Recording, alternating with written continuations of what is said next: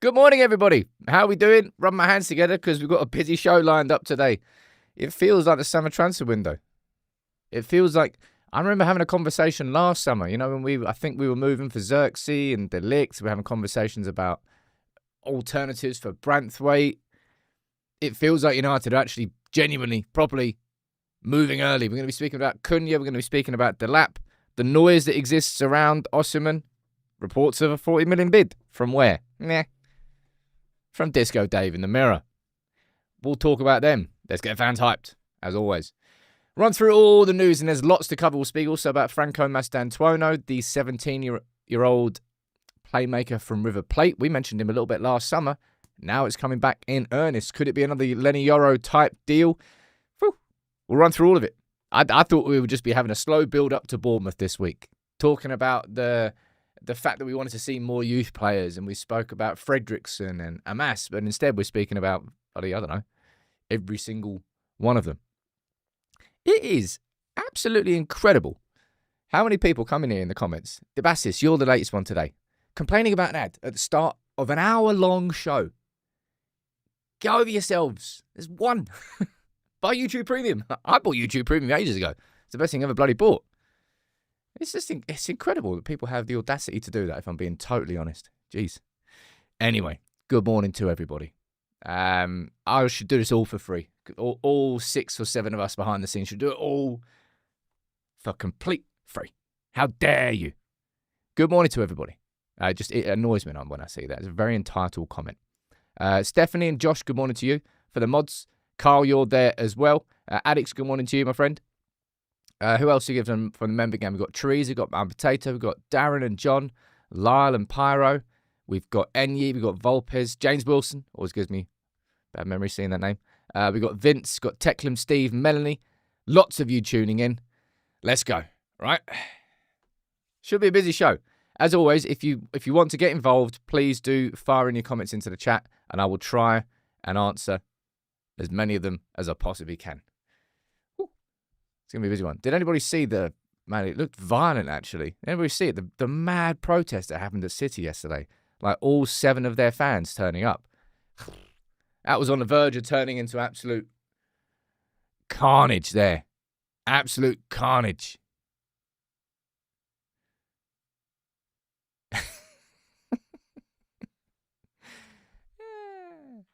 Aiden, can't blame people for not wanting to shed out with no ads. Go on YouTube, dude. Don't even go at me. Don't come at me in the morning. Go and get your emails out. Send it to them. I'm just here trying to do my best for the show every day. Anyway. 7 of those bad boys. Jeez. That is it. Please don't take my city away. What do you mean, the city that you sold to Abu Dhabi? Yeah, that one. Made me laugh. Anyway. Marcus Rashford bagging last night for Villa against City. Villa, you whoppers, man. 94th minute. Come on. That's a pretty good run from Doku, to be fair. Nice cross. Easy goal. I say easy goal. He made it easy with that pass. But it's good to see Rashford scoring against City. Love scoring against City. What's everyone's predictions in the comments, right? Where do you think Rashford's going to play next season? Personally, I think there's no chance that he comes at... But I think there's no chance that he comes back to United. I think that ship has sailed. Where do you actually think he's going to play next season? Right now, of course, I would say Villa are the front runners because of that £40 million buy clause. I think Rashford would love a move to Barcelona, but I don't think they're going to invest that much money in an attacking position where they're absolutely littered with quality already. So I don't think Barcelona's an option. You could get... Who else was linked with him? Was it Milan? Was it Inter? I think it was Milan who was linked with him before. Some of you saying Barca. I just don't see Barca happening. I don't see Barca needing Marcus Rashford.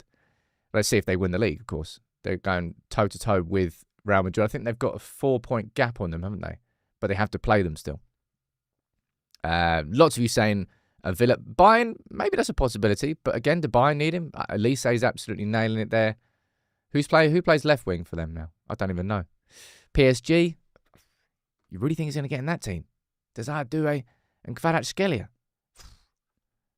Nah, I don't think so.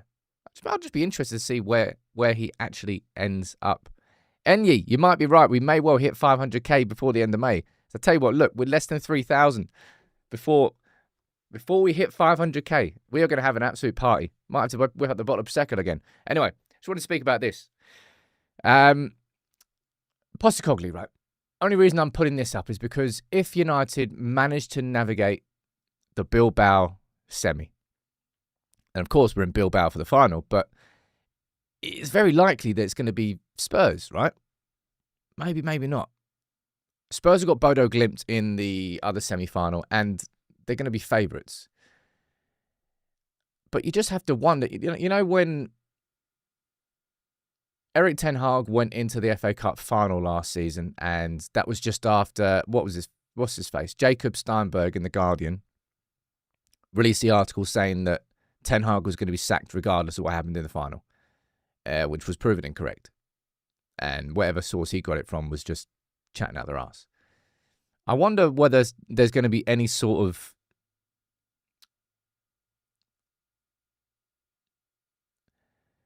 Do you see this as being like a rallying thing that the players will get behind Postecoglou, or do you think it will be a split team? I've got no idea what the sort of noise coming out of Spurs has been all season long. Obviously, they had a load of injuries, but it's just gone completely wrong for them. Right? It's just gone completely wrong for them. Charlie, you're saying Bodo Glimt also just lost their top striker of the Europa League to injury. I didn't know that. That sucks for them. But I'd just be interested to know whether that's going to be like a rallying cry for the players behind Postecoglou, or whether it's going to be, I don't know, at the end of the road and they won't have the energy for it. Aidan saying, I like and rate Ange, typical example of media bullying and writing stories with low-hanging fruit. I mean, dude, they are 17th. Spurs are lower than United. Just imagine that. You know how bad our season has been. Our season's been an abomination. And Spurs are lower than us. Anyway, it's just interesting to sort of look at the landscape of possible final opponents. But you know what? You've got to get past Bilbao first. We'll speak about that. May the 1st. Next Thursday. That's going to be a nervous game for all of us. A nervous game. Right, let's talk about, well, transfers. I didn't think we'd be having this many conversations about signings this early in the window. I think, look, I did my full story on Cunha yesterday. You know what? I always do these. Even it's not necessarily meaning we're going to sign that player, but I look at the whole full story of it. I remember doing one on Matthias Tell in the build-up to that before he ended up, remember that old man has ended up joining Spurs. That worked out for you. But with Cunha, he's been on United's radar for some time. It's not a surprise to see that we want him.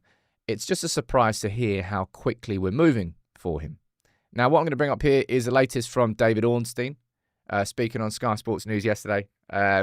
Speaking about the move for Cunha, also a move for Cunha Delap, and just an overall conversation about how quickly United are moving in the window. Right, this is what he said. But I do think there'll be quite a lot of change at United this summer. They'll be looking to bring in a striker too, as a kind of equal priority to this number 10, and their target is Cunha Delap. I think that's the first part to pause it on there. Ornstein is saying that United's striker target is Cunha Delap. Okay? I'm going to be speaking about Victor Osimhen in a little bit. And this is based off, who was it? David McDonnell in the Daily Mirror. That United going in with a £40 million bid. He's just pulling a number out of his arse, and he's the only person saying it. But anyway, let's run with the headline and get people excited. Good fun. Happens every window.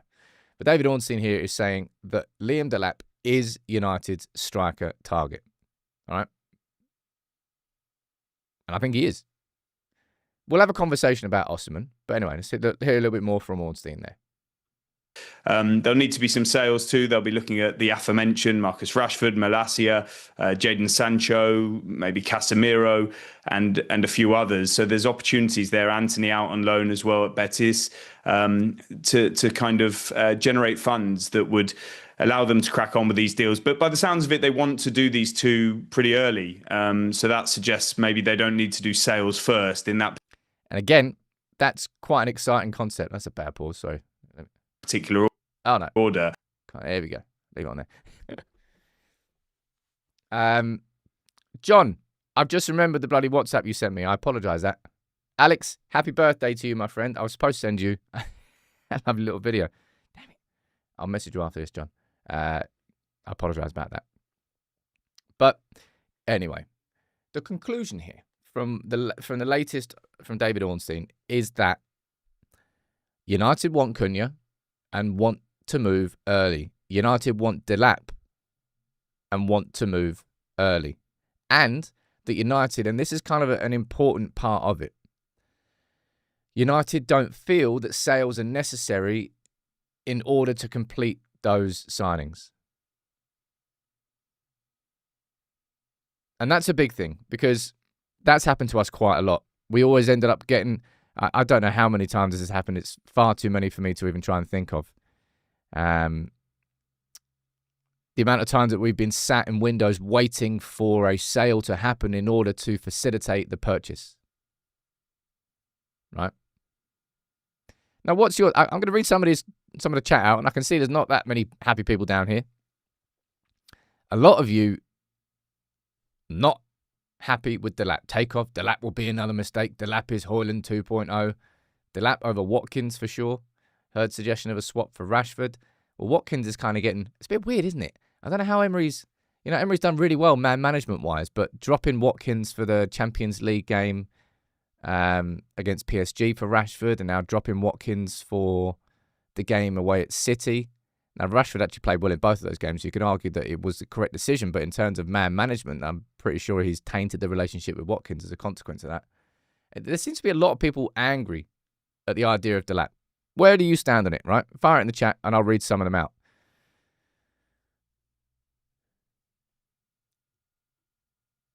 I think United, where possible this summer, will probably look to Premier League experience as one of the defining characteristics in signings they'd like to make.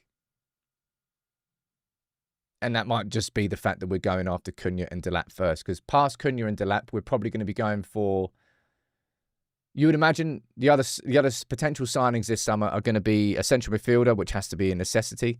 We've been linked with Edison from Atalanta. I don't really know who else, but I wouldn't say there's been too much noise as far as a central midfielder from the Premier League goes. A goalkeeper. Now, we've got the video lined up for tonight, 7 p.m, which will be looking at different goalkeepers. We might release that tomorrow. I'm undecided. I'll let you know later. But none of those are from the Premier League. And a right wing-back, you could look at Antoine Semenyo from the Premier League, but you're not going to be able to afford that. There's no chance. I'm going to go down and just read some more of your comments out. Not a fan of Delap, not good enough for United, says Colin. Delap still learning his trade. Delap would not be bad. He's still raw. Potential to be developed. If we can get Delap and Osimhen in, we're winning the league. I mean, in a fantasy land, yes, but I don't see that happening. Now, this is something to understand, right? With Delap. It's a safe signing from a business perspective. And I think that will be part and parcel of it as well. Now, you might hate me for saying this. I'm not even suggesting that this should be part of the thinking, but it is going to be part of the thinking at United. Signing 22-year-old Liam Delap with Premier League experience for £30 million, we're going to make a profit on him whatever. If he's here for 2 years, we'd sell him for more than 30. If it doesn't work out. And United are going to have to make more of those. Like, Cunha's far more of a risky signing than Liam Delap is. Far more. Because of the age, because of the price you will pay for him. In reality, I mean, Cunha could get more expensive as a footballer if he nails it at United. He's coming in at turning 26, isn't he? In May time. I don't actually know the exact time. But around about then. So if he comes to United and has 2 absolutely phenomenal years and then he's 28, in theory, you could probably potentially sell him for more than 62.5 million at that point. Maybe. But Liam Delap, there's no risk to that signing in terms of losing money. Is it guaranteed that Delap's going to be the striker that you need him to be? No, not at all. But 30 million, the wages are going to be, I don't know. How much are they going to be? How much can he possibly be on at Ipswich? I don't know. Probably not too far north of 40 grand, which was what we got Dorgu for. I think that's why Delap is kind of partly a target. It's just a consequence of our financial conditions. If United had all the money in the world, I think it would just be Osimhen. But we don't. We absolutely don't. Kieran is saying sign both Delap and Osimhen. Is it true that Delap's hold-up play is bad? Look, I'm going to need to watch a lot more of Ipswich before I can pass full comment on him. I've only watched a handful of Delap games. And I think he's got impressive power. I think he's got great finishing. He does have good movement. But how is his hold-up play? What does he do against a low block? I need to learn these sorts of aspects of his game. If Ruben wants Delap, he knows why we just need to back him. I think with any target, really, and this should be the way. I think Amarim will be like, no, yeah, I like that. But ultimately, it'll be Wilcox and it'll be Chris Favell who do all the research and go, this is the right player for you, right? This is the right player for you. It won't be Amarim going like full in and choosing a target. He would say a position that he wants to sign a player in, and they will come back to him with targets. That is saying you don't rate Delap. I don't know how anybody can't rate Delap. I think it's obvious that Delap has qualities. The amount of goals he's scored for an absolutely bang average Ipswich team that have struggled all season long in the Premier League, and Delap has coped with the pace, coped with the power, and scored a decent amount of goals. What was it, 13 goals he was on last time we checked? Premier League top scorers. Premier League top scorer. I think we've done this before, but I'm interested to do it again.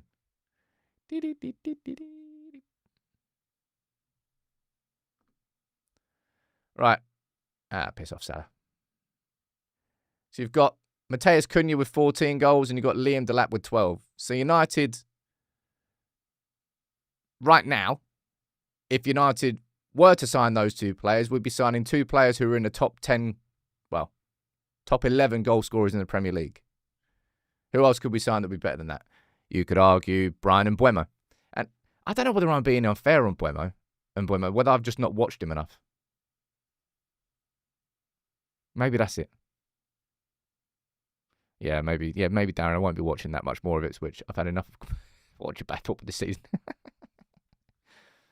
Either way, I'll do my lunchtime video on this today because I think it's definitely worthy of a conversation about the concept of early deals. And I remember having this conversation last summer around, I think it was Xerxes and Delict and Yoro and Branthwaite.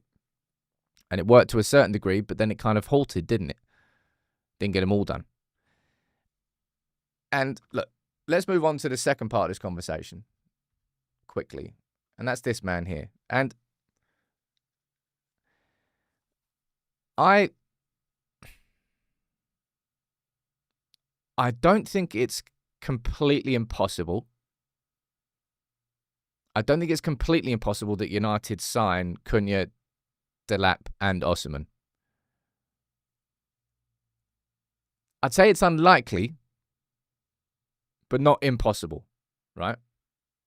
Now, let me just run through what the news is. Now, United haven't put in a 40 million bid to sign Victor Osimhen, okay? Just hasn't happened.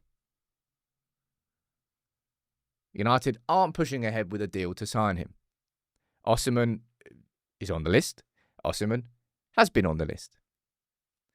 Now, you've got Chris Wheeler and the Daily Mail reporting that United could potentially involve Osimhen and Højlund as some sort of swap deal, which isn't outside the realms of possibility. Okay? United loaning Højlund back to a Serie A club, Napoli, then paying the full wages, and we sign Osimhen. Now, fire this in the comments. I want to ask you one thing here. How much do you think Osimhen leaves Napoli for? Because obviously 40 million on paper, if you were to sit there and go, who would you rather sign? Victor Osimhen for 40 million or Liam Delap for 30 million? Well, that's just going to be a landslide victory for Osimhen, isn't it? Osimhen's worth more than that. Reason that he could leave Napoli for less than probably he's worth is because the relationship between Napoli and Osimhen is pretty much broken. From the whole, when they rejected I think it was a mega move for Kvaratskhelia and Osimhen to go to PSG, and they rejected that. He stayed for another season, and then Napoli's like social media team started doing weird things about Osimhen, and then they sort of fell out. He fell out with the president, and then just the relationship between Osimhen and Napoli is just like, it's not going to get repaired. He's not going to play for Napoli again, so he's going to leave, and that takes away some negotiation power from Napoli. But let me see how much you think he'd actually go for. And you're asking, how many did Rasmus score last season? He's a one-season wonder. Do one-season wonders exist anymore? I wouldn't exactly call last season a one-season wonder. It was in the same way that Anthony had a decent first season at United. I thought Højlund had a decent first season at United. And both of their second seasons went... didn't exist. 60 to 80 million, says Mr. Whopper. 55, says Daz. 60, says AX. Tombo says 50. 40 to 50. I'd be surprised. How long has he got left in his contract? That's one thing to look at, actually. I'd be surprised if he was less than 50. Osimhen, Transfermarkt.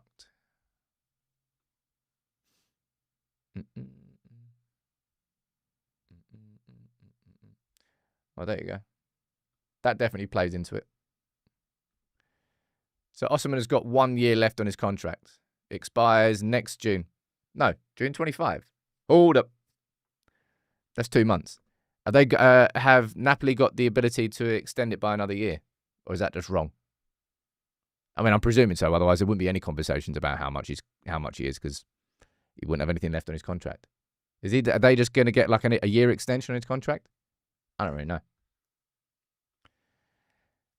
I think the concept of a swap deal with Højlund and Osimhen seems unlikely.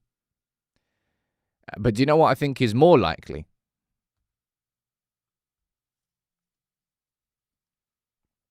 Danny, is that his loan contract? Oh yeah, my bad. Galatasaray contract expires then. Yeah, good. Yeah, fair enough. No, so I think he's got another year left on his overall contract. But a conversation between Napoli, Osimhen, United and Garnacho feels a lot more likely than a conversation between United, Napoli, Osimhen and Højlund. Napoli wanted Garnacho. And look, you might not like me bringing this up, but just my hot take on this, if there's any possibility of Osimhen coming to United, I think it involves Garnacho going the other way. That's kind of what I think. And if you look at the market value of Garnacho, I don't think you're going to be looking too far off what Osimhen is worth. And there's going to be people that this is not going to be something that everybody loves in the chat. It's not going to be something that everyone agrees with in the chat. And that's why I say it's not outside the realms of it doesn't feel likely to me. It doesn't feel likely. But I think if there is a situation where United get Cunha, Delap and Osimhen, I think Garnacho goes in the other opposite direction. And there's going to be people saying that I'm stupid to try and say that Garnacho and Osimhen have similar values, but Garnacho is 20 years old. Garnacho has signed a contract last year for a 4-year contract. I don't know how many years he's on. He's definitely worth probably the same as Victor Osimhen. You could probably argue, I would actually argue, maybe probably around about the same price. You see what you're saying? Even if it happens, it should be 2 separate deals. And maybe they would do it as 2 separate deals. I don't really know. But I just think it's the only way that there's a possibility, even if it's only 1%. And I don't think it's high. I don't think United are signing Osimhen this summer. I think the biggest hurdle is actually going to be the wages. Let's be totally honest. And we all know that that's going to be a problem. That Osimhen's agent is going to come in, slap it on the table and ask for, 400, 500 grand a week. He's going to want like Salah level wages, which is just not going to happen at United. So it may well be that just rules out any potential move. But I don't really think there's any chance of us even talking with Napoli about Osimhen without Garnacho coming up into that conversation. Let me see what you're saying in the chat. Garnacho, Haaland, and Onana must leave. Nice username, random stranger. Garnacho will go to another league and rip it up. I've got that. I've got no doubt of that. Would I be horrendously upset if Garnacho stayed? No, I wouldn't. But this is where I think Garnacho might be the best example of what I genuinely feel is showing ruthlessness. Because Garnacho is a player, I think, that could stay at United for the next few years, and I think he could be a good player. But do I think that United might be able to actually overall do better as a club if we were to sell Garnacho and reinvest that money into someone else who is far more suited to exactly what we need right now? I would probably argue yes. And that's what I mean about being ruthless, I think, is making a decision that you don't have to make. Making a decision that not everyone's going to agree with, but making a decision that ultimately gets proven to be completely correct. And then you look back at it going, yeah, fair play, man. They got that right. Now, United haven't exactly done that much. Let's be totally honest. Andy's saying Garnacho won't be happy with Cunha coming in and benching him as well. Look, let's see. That's just my hot take. There's no sort of inside scoop on that.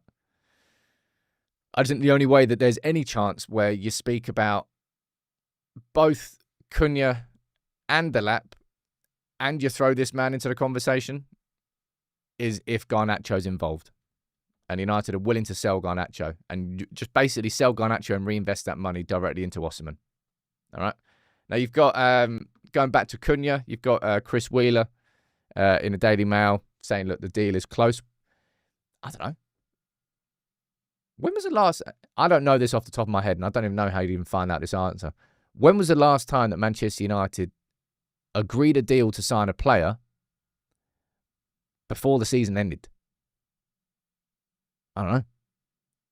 Hezron, saying ruthlessness is a normal routine for big clubs, and yeah, it is. And United have shown an element of ruthlessness, but moving Garnacho on would be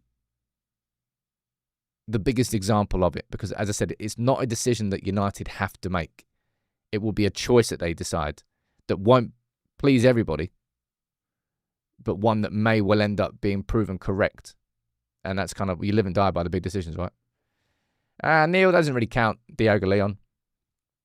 I'm not talking about a player that's been loaned back out to his parent club and then is going to come in the summer. I'm talking about like a top level first team signing. Like, when did we sign Mason Mount? I'm sure that was after the season. Man United signed Mason Mount. 6th of July, we completed him. No, 29th of June. Doesn't count. Way outside. Way outside the window. Like, before the season's ended. So, like, before, like, don't know, before the end of May? Don't know. Either way, it's looking pretty busy. You've got Manchester Evening News talking about the fact that United are going to be selling players to sign Cunha and Delap. And we do this every summer, don't we, right? Just as fans, we do this. Someone's saying Carlos Tevez Hernandez. I'm going to do some research into that. I'll be interested to know. And I'll pull that up in the lunchtime video. When have United actually completed deals before the end of seasons before? All right. But it's always so simple, isn't it, as a fan on paper, to go to a transfer window and go, all right, well, so you sell Rashford for 40, you sell Anthony for 20, 25, call it 25, be optimistic. Sell Sancho for 25, the obligation, that's over 100 mil. Easy, done. Buy Cunha for his release clause, buy Liam Delap for his release clause. I mean, there's not going to be any United fan that really argues about that. Just on paper, just those three out and those two in. Rashford, Sancho, and Anthony leaving, and Cunha and Delap being signed for like a net zero. Like, United not actually really spending any money. Just bringing money in and reinvesting that money straight away. And our squad immediately looks better as a consequence. And then we've still got the funds to go out and sign the midfielder that we need. And we'll speak about Franco Mastantuono next. Whether he's being considered, I mean, at the price, at his price, he would have to be considered like that. But selling academy players opens up PSR. We know that. I hope that rule gets closed. I think that's a dumbass loophole that the Premier League has left in that has changed how clubs look at academies now. Academies should never be looked at as effectively a cash grab from within, which is what clubs do now. The academy should always be where every Premier League club puts so much emphasis on giving opportunities at finding the best domestic young players and bringing them through, and finding the best players from Europe and Africa and South America and bringing them through as well. The academy should be the core of every football team in England. But instead now it's looked on as, actually the academy can fund my mega spending elsewhere. And I hope that loophole gets closed, because it is just a loophole. And it annoys me. I think United are going to be probably selling more players from our academy as a consequence. But also, I think United have historically over the last few years hoarded players. You know, I think we've held on to players until they have no value anymore, and then go, we need to get rid of them now. And you go, what do you mean no one wants them? Great. That's happened way too often. Let me see what you're saying down here. Robert is saying the wages covered by Rashford, Sancho, and Anthony's wages taken off the books. Well, that's... Anthony's on less than we all thought. I think he's on 100, 110. It's not that much compared to what we thought. Rashford, we know, is north of 300, around about 350, and Sancho is north of 200, around about 250. So those three off the bills, somewhere in the region of 600 grand a week-ish. And interestingly enough, and again, this is what I mean about when you look at wages, it's all a bit, you can't look at it too much. Because you've got Manchester Evening News saying this now. Cunha's representatives have welcomed United's interest in him, and he could double his 90 grand a week salary. I remember conversations being had yesterday about how much we all thought that Cunha was on at Wolves, and we were popping it into the chat that he was on 150 grand a week, and now you've got Manchester Evening News saying he's on 90 grand a week. I got no idea. No one has any idea truly about wages. I suppose it's a bit, you can't really expect to know that information. Anyway, if he's only on 90 grand a week, it kind of makes that conversation easier, doesn't it? Double that, 180, completely fair wage for a player who should come in and be one of our most important players. Of course, I agree with that, Rob, down there. Saying need much more performance-related bonuses. That should be how all of United's contracts go. Stephen saying no talk of Gyökeres at Sporting is surprising. I don't think so. Because why don't I think so?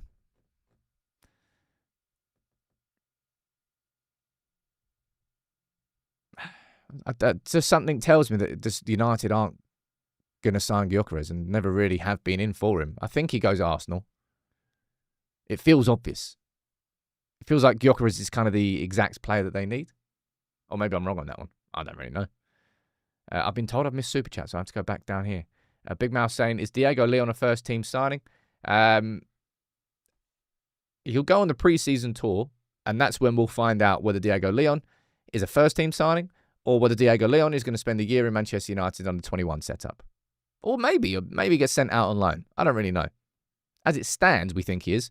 But probably next week, we've been planning this for a while, I haven't done it yet. Probably going to do a video on what's going on with Diego Leon. We're going to have a look at how he's got on in the Paraguayan League. Remember, the Paraguayan League is in two parts. It's like two half leagues every year. And the second half, that's where he went back to Cerro Porteño and played after joining United. James, I'm not saying that again. To be fair, that should get used against me. I'm not going to call Cunha a transformative signing or anybody a transformative signing. Nobody is transforming anything. They're all just distinctly average footballers who might make us slightly better. I'll probably go a bit further than that, but I'm not going to call anyone transformative. Well, on paper, of course, you'd love Delap and Osimhen and Cunha, and then you see Haaland leave on loan, and then maybe United would sell Garnacho, and then we'd sign probably not one but two top-level central midfielders, and then you get Onana out, and then you get an Onana replacement in, and then you maybe bring in a... It doesn't happen like that, does it? It never really does. But the only way, in my humble opinion, that Osimhen is a signing that can happen is if Garnacho goes in the other direction. Let's find out if I'm right or wrong on that. Now, this lad is an interesting conversation. Okay? Franco Mastantuono. Now, we mentioned him, I think it was last summer. It was. And we may have mentioned, it was just last summer. When he was a 16-year-old at River Plate. And he's only gone on to continue developing. Now, Mastantuono is a very, very highly rated prospect for River Plate and also just out in South America. It was only last, and this is funny, I'm going to probably do a video on this tomorrow. It was April last year when Real Madrid were being heavily linked with signing two players. One was Franco Mastantuono. Who do you think the other one was? Fire that in the chat. Darren saying, why is there no news on Gyökeres? Is he just focusing on Sporting at the moment? And we'll talk transfers when Sporting and won or lost the title. I don't know. It's just that no one's really making a move for him.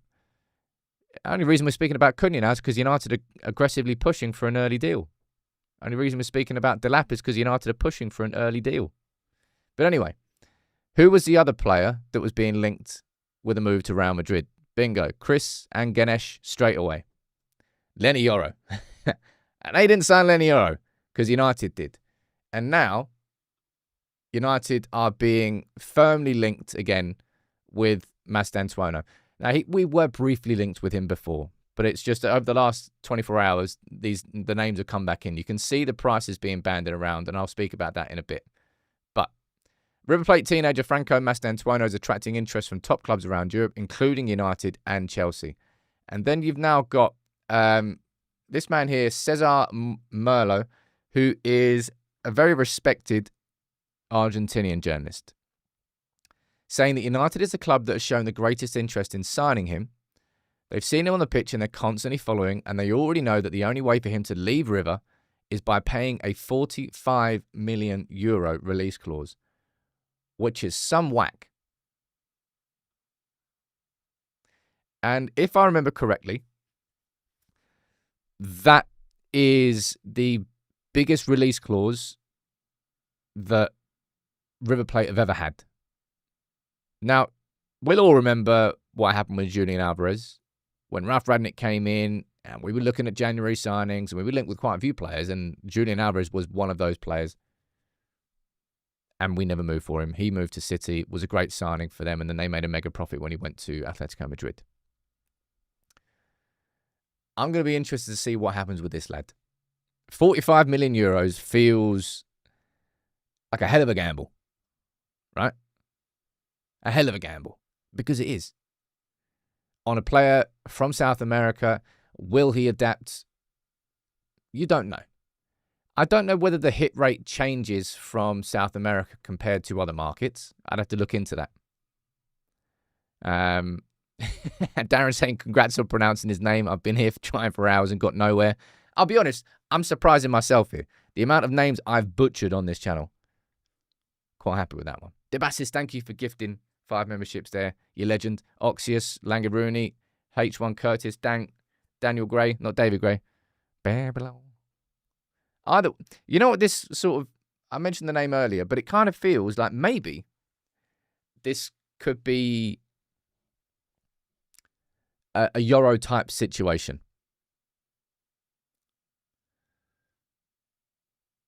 When United moved for Lenny Yoro, it caught us all by surprise. I think it probably caught Lenny Yoro by surprise as well. We went in big, we slapped it on the table, we went over what Real Madrid were willing to pay, and we sold the project to Yoro. And he was like, you know what? Yeah, man. Good. Then Yoro got injured. Yoro really slowly integrated himself. But over the last 2 months, we've started to look at Lenny Yoro and we're going, him. More Lenny Yoros. It just looks class. 40. That's such a risk for United to make. You know how I'm talking about, like, the complete opposite of Mastantuono is Liam Delap. He's £30 million. He's 22. He's already Premier League proven. If it doesn't work out for a year or two, you can sell him for at least what you paid him, probably a little bit more. Mastantuono, if you're paying 45 million euros for him and he doesn't work out, you're probably going to make quite a big loss on that. However, if you pay that and it works out, then everyone is laughing. Now, this is just the world of modern transfers. Like, Real Madrid and Barcelona have done this lots. You know, you can look at Vinicius Jr., you can look at Rodrigo, you can look at Endrick. What's the name of the one? Was it Vitor Roque? The Barcelona one that didn't work out at all. And they spent, how much did they sign him for? I think that's probably a good example, actually. Barcelona signed, I think it was Vitor Roque. There you go. Pretty much bang on. So they signed him for 40 million euros. And what's happened to him now? Where's Vitor Roque playing now? I think they just loaned him out somewhere else, didn't they?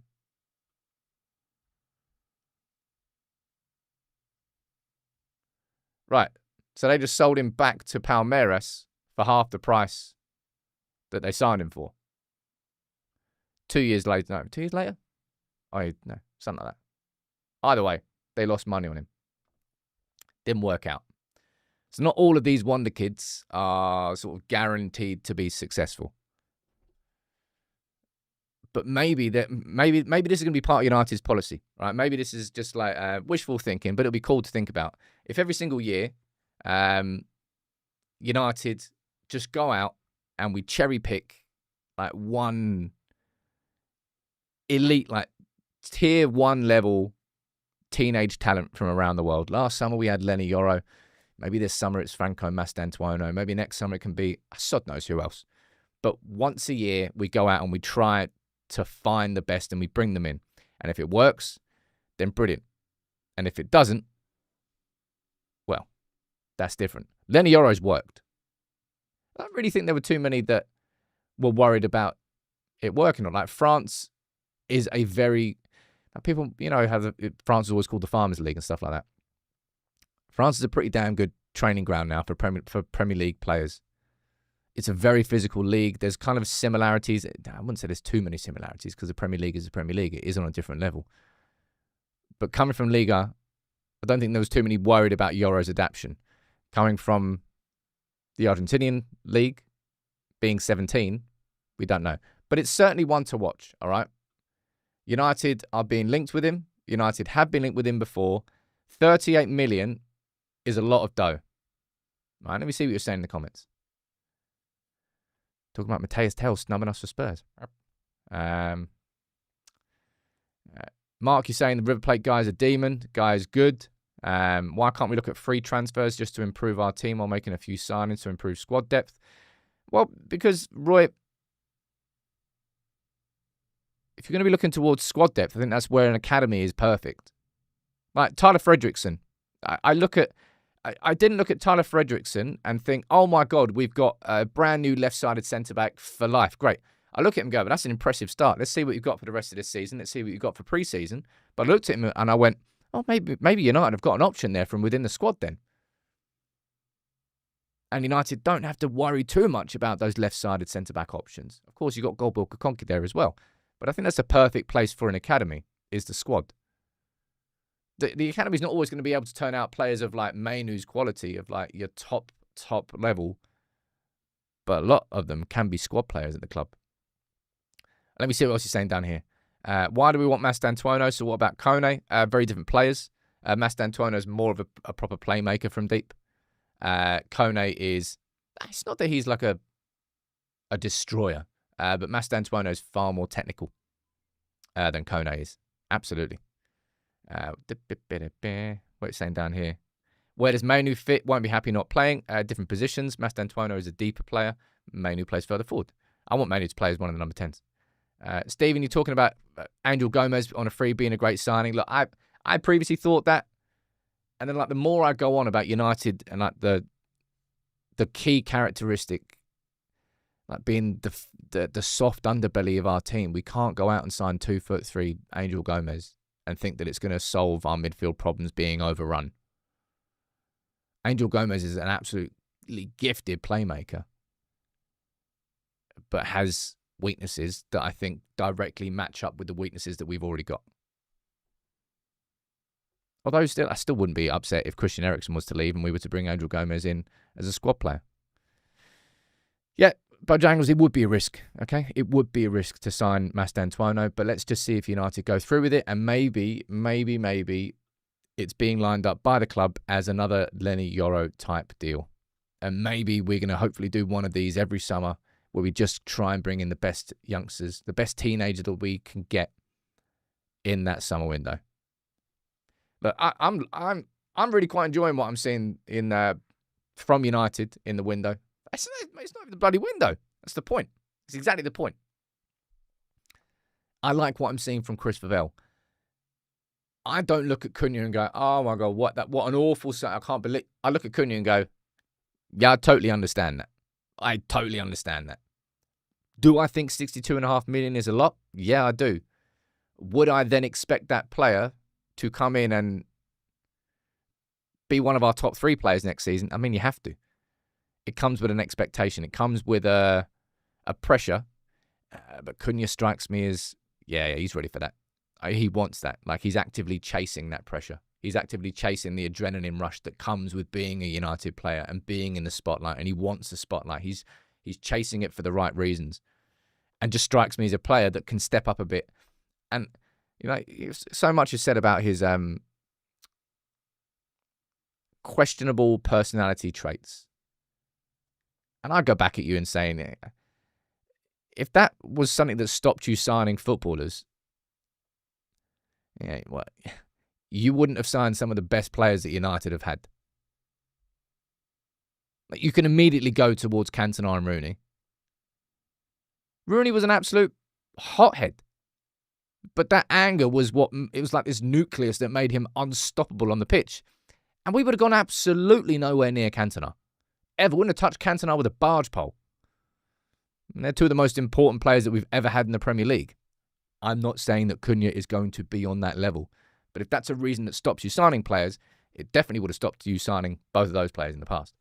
I don't know why that comment's made me laugh. Pressure is for tyres. 30 PSI. 35 at the back. Actually, it's more at the front, isn't it? Got that wrong. Spot the man who doesn't drive much. Other little bit of random good news. Yeah, Roy Keane. There you go. There's 3 absolute... yeah. If that was the reason you didn't sign players, then some of the best players that have ever played for this club would not have played for this club. I think that's the point I'm trying to make. And we're going to be doing a little... Maybe doing a little mini doc on that. That's what I'm saying. Anyway. Congratulations to Hannibal. Because he's won promotion with Burnley. Mate, Burnley next year, there are going to be some stinky games. Some stinky games. Burnley back in the day with Sean Dyche, you kind of knew exactly what you're going to get there. You wait until you watch Burnley under Scott Parker. Man, they're going to be like, it's like the iron wall. They hardly conceded any goals this season in the Championship. That's how they got promotion. They kept an absolute shit ton of clean sheets. It's going to be stinky games. Anyway, good news about Hannibal winning promotion is that United, correctly by the way, put in a clause with his contract when we sold him to Burnley that we get a payoff if Burnley got promotion. Because if I remember correctly, was it about 6 mil? Is it about 6 mil that we sold Hannibal for? I can't remember exactly what it was. It wasn't enough, I don't think. And sod knows how much this would be, whether it's 100 grand, whether it's 750 grand. I've got no idea, but at least we're getting a little bit of extra out of Burnley now they got promotion. Yeah, Leeds have come up as in, but you know what Leeds are going to do? Leeds are just going to go straight back down. Shame. Absolute shame. No one likes to see that, apart from everybody. But yeah, my lunchtime video today is going to be on David Ornstein's comments about early transfers. We're going to speak about Delap, speak about Cunha, speak about, if you want to. Now, we'll save the Mastantuono conversation for tomorrow. That's a whole separate video in itself. Was it 9 million we sold him for? Still think we could have got a bit more out of him. Anyway. Let's not forget that the season's still going on. We've got Bournemouth on Sunday, which will be an easy game. Are they chasing anything now? Let's have a quick look.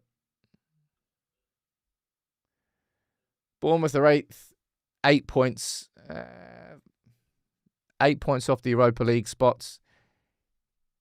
You mean maybe. But you can see they're a mixed bag. Who's the team they beat? They lost against Brentford at home. They lost against Ipswich at home. They drew against West Ham away, beat Fulham at home, and then drew away at Crystal Palace. That's some whiffy form from them. Yeah, Bournemouth, their season's kind of done as well. But Iraola's done a hell of a job there this season. And you know it's not going to be easy. I just hope we play some more kids. Season is done. Need to avoid injuries. Of course, we have got Bilbao on Thursday. So if there's likely to be players rested, you're probably looking more like this game rather than the game against Wolves. Because, of course, we'll be flying out on Wednesday morning to Bilbao. Lost my voice there. So I think Amram's going to rest players for this game far more than Wolves. I think Horden will still start. I think he's desperate for Horden to get a goal. But I don't think you'll see Casemiro in there. In an ideal world, you won't see Bruno in there. We'll find out. Did we ever find that kid after the Lyon game? I don't know. Go and ask the club. Bournemouth have been in bad form, but you know they will destroy us. This is how the football gods work. These are the rules. Roy is saying, why do you think we're moving so quickly with transfers this time instead of waiting for the window to open? Honestly, I think a big part of that, it has to be this. Not me typing. That did not have anything to do with it.